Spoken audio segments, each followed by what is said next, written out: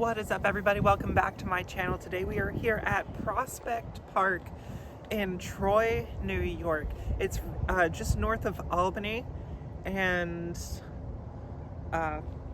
it's right next to the one disc golf shop in town. So we're going to be checking out this course, and we'll see what this one has to offer.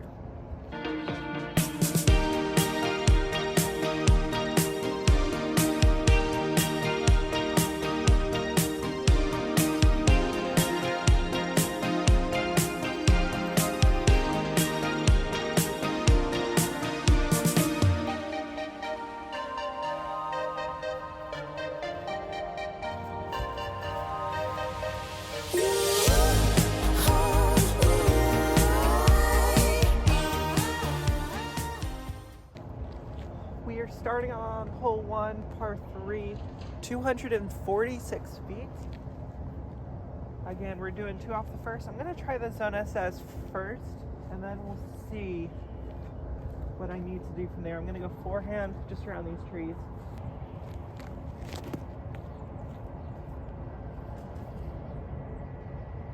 Okay, distance-wise, a little on the short side and a little on the inside side. So I'm gonna go resistor, just punch it out there flat. We should get a skip or at least a fade.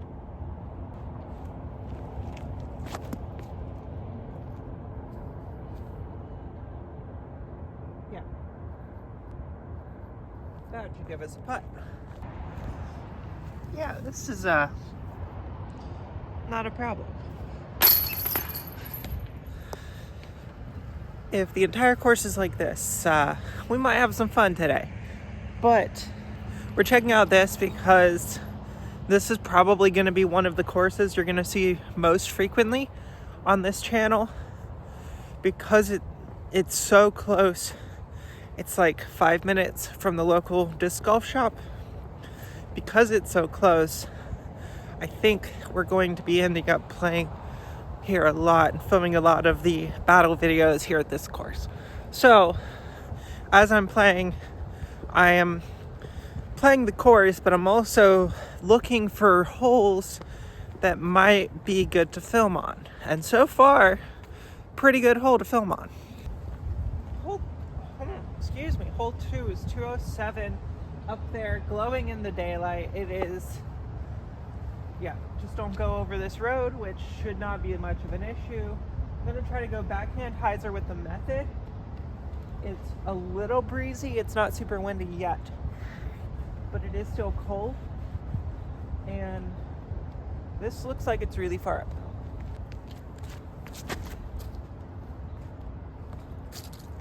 No! That looked like it was going to be all the way there. Instead, we're just going to be most of the way there.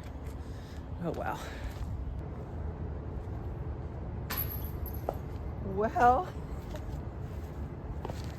I am chalking this one up too. I still can barely feel my fingers.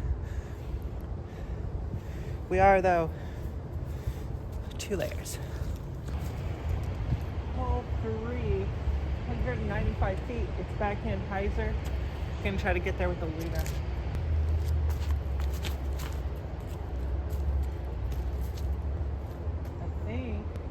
Be parked. That almost didn't stick. That was a little on the left side, a little on the cold hand side. We're 2 under par though.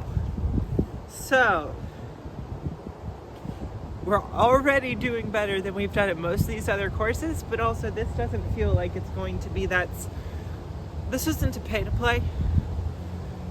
It's much more of a park course, so you're gonna get what you can get. So I don't think it's going to be as much of a big, massive, wow, this is a new destination course to come play. I am checking it out with the Destination Disc Golf series, but I don't think that this is one of those courses that you're going to be coming from around the country to come play. At least that's not the vibe I got from UDisc. Hole number 4 is another par 3. This one's almost, well, UDisc says 252, T-side says 247.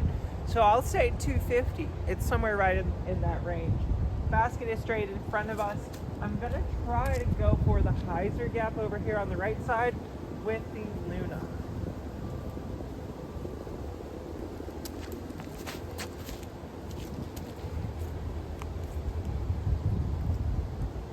Yeah, I think that's really good. and by really good, that's what I'm talking about. Well, that's unfortunate. Let me do the actual putt then. If that's not gonna work, we are gonna be putting with my putting putter since I don't putt with a Lumen.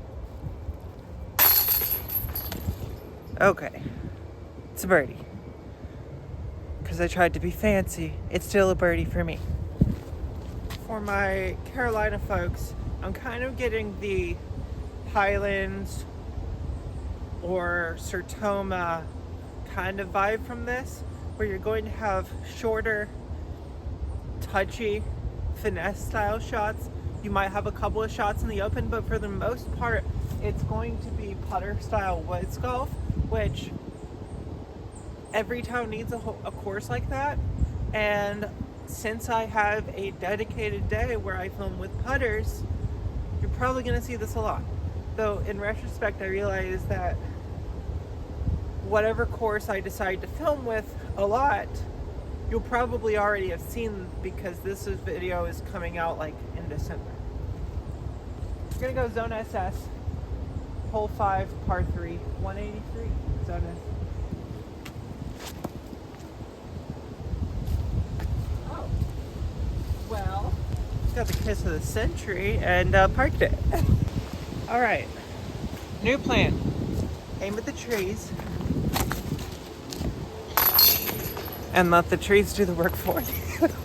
No, I'm gonna still try to hit the fairways, but I will always take those if I can get them. Hole number 6 is 158. It is basically the same shot as the last hole, except it's not going uphill, so I'm gonna use the Rhino instead, because there's a drop off back there. I don't want to go past. Yeah, that caught on something, so it didn't go too far. Oh, yeah, a little far for the wind. Where I just circled, so wind plays more of a factor the further you get away from the basket, and we were being about 35 feet away. The wind played a factor on my putt. Well, that's not daunting at all. When you see the T sign and when you look on UDisc and you see that this hole is 270 feet, I don't think it's going to play as 270. I've pulled out a Vela. I've pulled out a fairway driver. We're going to hope I can get all the way up with this fairway driver.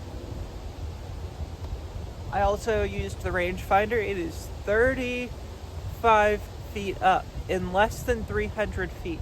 So this is one of those holes where it fits with the distance markers of the rest of the course, but this is not the same power level. This is not the same shot. You're going to have to actually put in a good bit of effort to get all the way up this hill.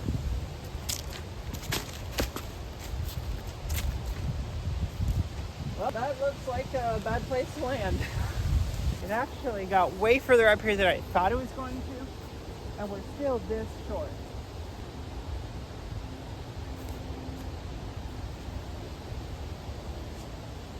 Okay, we're not that short. But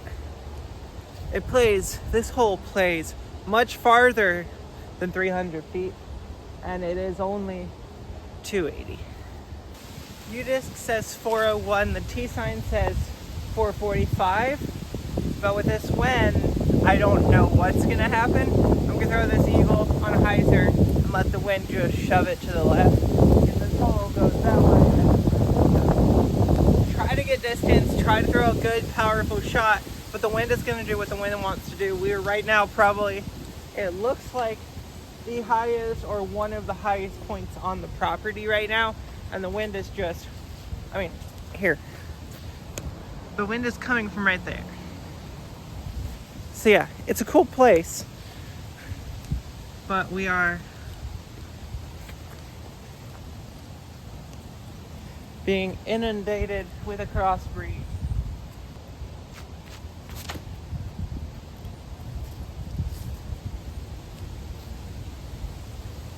No skip. If I had gotten a big flare skip, might have had the distance to get there. We'll see what the distance is actually, and then figure out. I don't know if this hole actually plays 400 or if it plays 450. When they're that different, that's when it confuses me. I believe the 450 more than the 400 right now.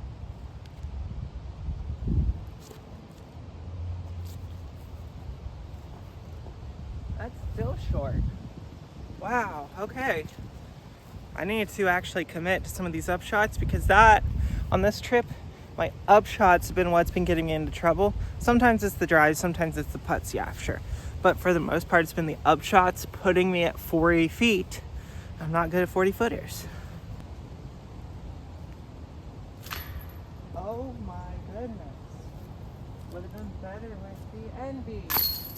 Not really. That's bogey. That's a bogey with no OB hurts.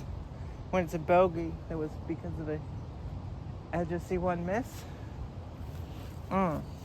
Hole number 9, 190 feet, just short of 200 feet down there. It shapes for a forehand. I don't know if I can keep a forehand low enough. We're gonna try with the rhino. Try to just very, very softly throw it.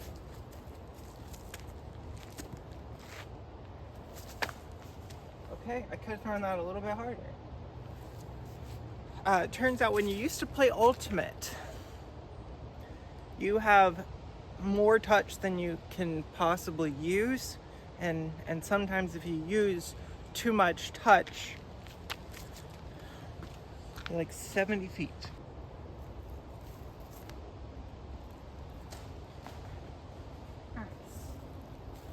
And that's what the range is for.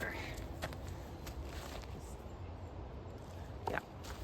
Hole 10, par 3, 287. Yes, it's 287. Yes, I'm gonna throw an eagle. Yes, I'm gonna try to ace run this thing because it looks fun.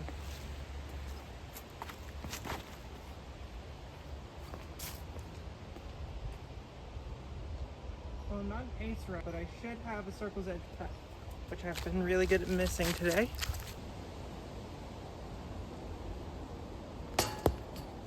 Why? Putting with the driver works, but not the putter. Okay.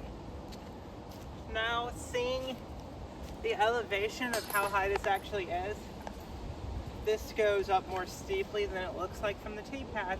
And with the ceiling as low as it is, you'd have to throw the fairway super fast or come in with a distance driver to have a chance of staying high enough to ace it.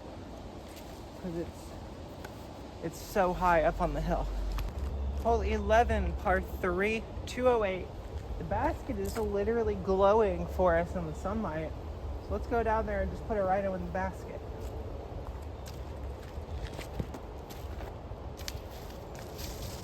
Maybe? Okay. I mean, I was joking, but it kind of almost worked. I think we might be able to one-hand it. Nope, it turns out we need to put the tripod down and then back down.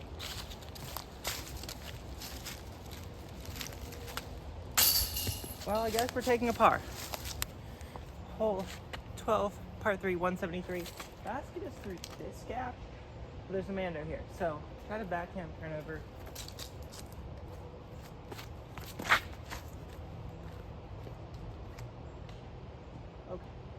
Okay. I probably should have gone range. It looks like it turns more sharply than the Zone SS. Well, it looks like I am just one in the hundreds, probably thousands of peoples that have hit this old gnarled massive tree because it guards the one major open lane to the basket. Oh my goodness. I thought that was it. Over the branching end, but no, just a little bit short. Hole 13, par 3, 223. Mando, stay to the left of this center tree right here. The basket is way down there on the right. So we're gonna try to go forehand flip up with the Zone SS and give it some juice and try to give it some height too. So hopefully we can get there.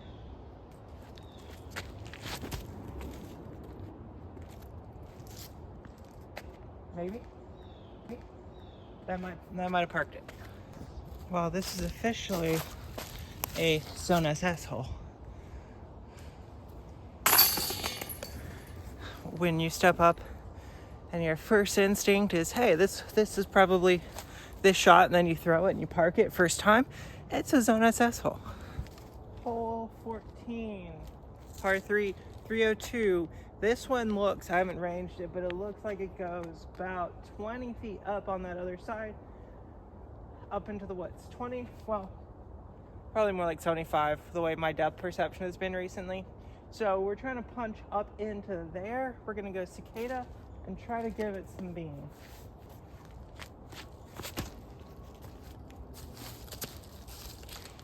Well, that was an unfortunate branch, but that was the perfect line. Right where it needed to be. Just got unlucky at the end. No, yeah, it's actually this steep. You would think it's angled in a joke, but nope. No, it's not.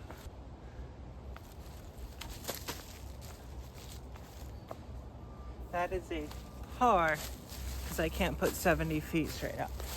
Hole 15, 168, par 3. We're gonna go resistor. It is up at the top of the hill. This is pretty steep.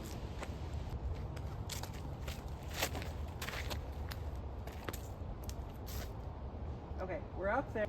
Hopefully we have a putt. It's almost like it said, oh, you're gonna be super out of breath. Let me just put myself right here.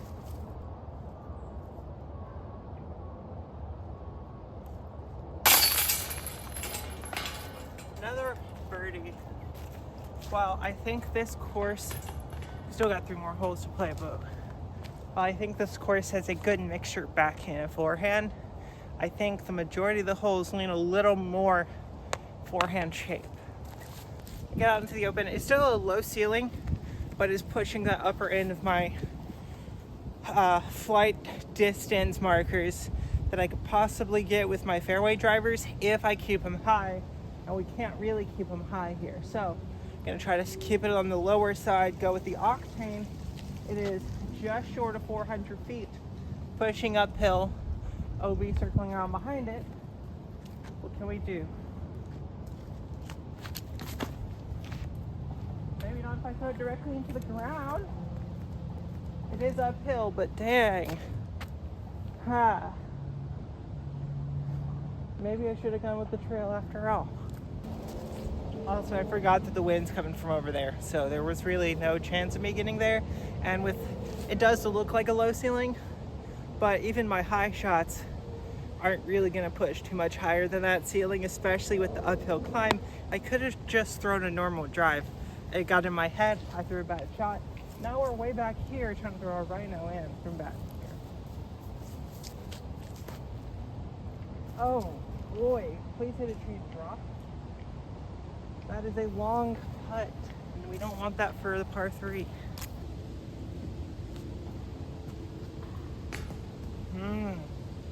So close on these long ones, but I realized I haven't been at work for a while, because I haven't been constantly exercising, because I've just been playing disc golf and sitting and driving in the car.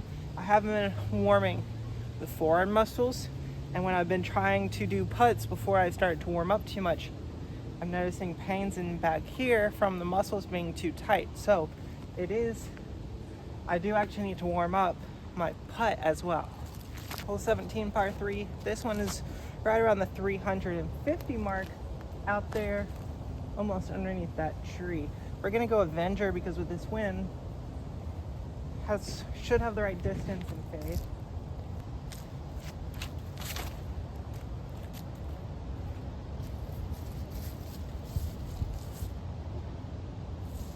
Yeah, that should be, we hope that's far enough. Seriously, I cannot get it over the rim. This wind is really getting to me. We're currently 6 under par, which is honestly pretty good for me. Playing a brand new course that I've never played before. This course has a lot of good putter to mid-range, maybe even some fairway driver style shots. There's a couple of open shots where you could pull out the distance drivers if you wanted to, but for the most part, it's going to be a lot more of the tight, technical wooded. So mids, putters, battles, probably even some fairway battles, and possibly some overstable distance driver battles here as well. But if we're looking for true distance bombing courses, I don't think this is going to be the one where that's going to work out. That being said, this is, of all of the rollaway greens, you had to leave it for hole 18. Let's see what we can do. We're going to go Luna 285 with wind that's being weird.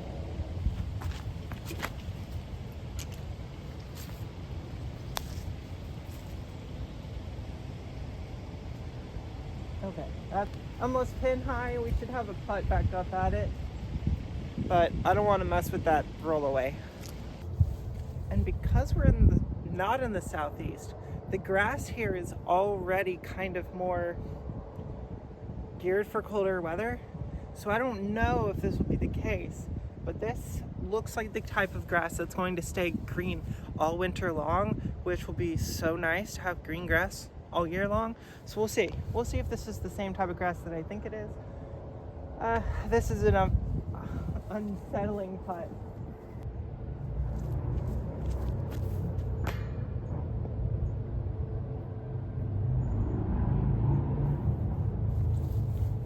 Yeah, I'm gonna re-putt from here instead of there. It's not a stroke penalty. I just don't want to go over there.